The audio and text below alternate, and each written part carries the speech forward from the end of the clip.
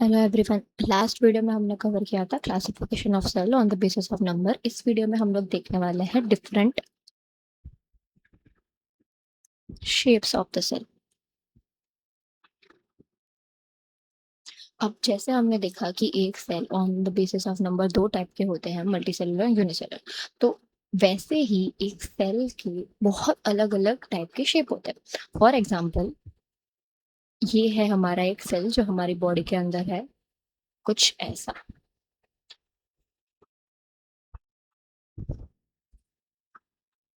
अब ये सेल है हमारी मसल सेल। अब मसल सेल का शेप जनरली स्पिंडल शेप होता है। स्पिंडल शेप मतलब साइड से पतला होगा और बीच से मोटा। तो ऐसी शेप को बोलते हैं स्पिंडल शेप से, जो साइड से पतली होगी और बीच से मोटी। यहाँ पे ये एंडिंग एंडिंग में पतली हो रही है और बीच में मोटी हो रही है। तो ये है हमारी पहली मसल सेल।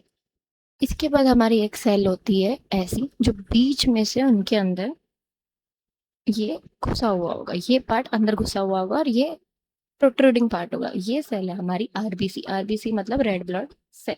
अब इनका शेप होता है राउंड, और या फिर इसको बाइकनकेव शेप भी बोल सकते हैं, क्योंकि वो बीच में से अंदर घुसा हुआ है, वो शेडेड पार्ट अंदर घुसा हुआ है।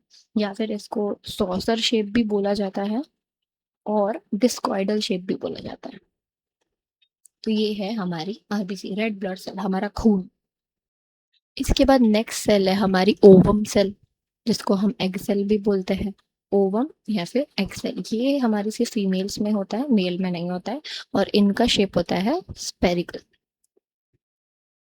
फिर आती है हमारी न्यूरल सेल। न्यूरल सेल कुछ ऐसी दिखती है। इनके अंदर बहुत सारे ब्रांचेस होंगे ऐसे, यहाँ पे बहुत सारे ब्रांचेस होंगे ऐसे करके। एक्सॉन डेंड्राइट, अगर आपने कभी पढ़ा हो तो या सुना हो तो। एंड यहाँ पे एक्सॉन होगा।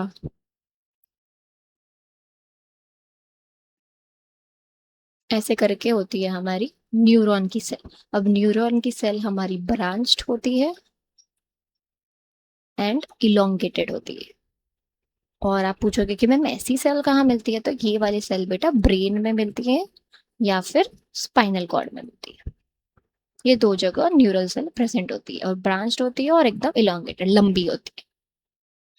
तो हमने एक ओवम सेल की बात की थी, तो एक सेल होता है हमारा स्पर्म सेल। वो कुछ ऐसा दिखता है। ये है हमारा स्पर्म सेल, जो कि सिर्फ प्रेजेंट होता है मेल्स में। ओके। तो ये हो गया हमारा मेल का सेल, जिसका शेप भी आप देख सकते हैं एकदम अलग है। फिर एक सेल होती है ऐसी, ये वाली सेल है हमारी फैट की सेल। इसका भी शेप दूसरे सेल से अलग है। और एक और प्लांट की अगर हम बात करें, तो प्लांट में ये गार्ड सेल्स होते हैं। अगर आपने फोटोसिंथेसिस पढ़ा होगा, वो वाली प्रोसेस जिससे प्लांट अपना फूड खुद बनाते हैं, तो आपको ये सेल के बारे में पता होगा। ये होता है स्टोमेटा, और ये जो दो सेल होती है, ये होती है हमारी गार्ड सेल। और guard cell generally kidney shape की होती है, किडनी बीन्स जैसे, किडनी शेप्ड सेल्स। तो गार्ड सेल्स होते हैं जो गार्ड करते हैं स्टोमेटा की एंट्री एंड एग्जिट को, कि कब खुलेगा कब बंद होगा। और ये जनरली प्रेजेंट होता है लीव्स में, बिकॉज स्टोमेटा लीव्स के सरफेस पे होता है। और वो फोटोसिंथेसिस करवाने के लिए काम करता है। फोटोसिंथेसिस वो प्रोसेस होती है जिससे प्लांट खुद का फूड खुद बनाता है, फोटोसिंथेसिस। तो ये सारी सेल्स है, और भी बहुत अलग अलग सेल है, अलग अलग शेप की। तो पहली वाली हमने जो सेल पढ़ी थी, वो थी हमारी मसल सेल, जो कि स्पिंडल शेप की होती है। स्पिंडल शेप मतलब बीच में से मोटा होगा और साइड से पतला होगा। फिर हमने सेकंड देखा था हमारी आरबीसी, जो कि राउंड होती है और बाइकनकेव होती है। उनका बीच में ये वाला जो पार्ट है, ये अंदर घुसा हुआ होगा। फिर हमने थर्ड सेल देखी थी ओवम सेल, जो सिर्फ फीमेल में होती है। एक्स सेल, जो कि कौन सी शेप की होती है, स्पेरिकल शेप की होती है। फिर हमने देखा न्यूरल सेल, न्यूरॉन्स, जो कि ब्रांच्ड एंड इलोंगेटेड होते हैं, जो कि कहाँ, ब्रेन और स्पाइनल कॉर्ड में मिलते हैं।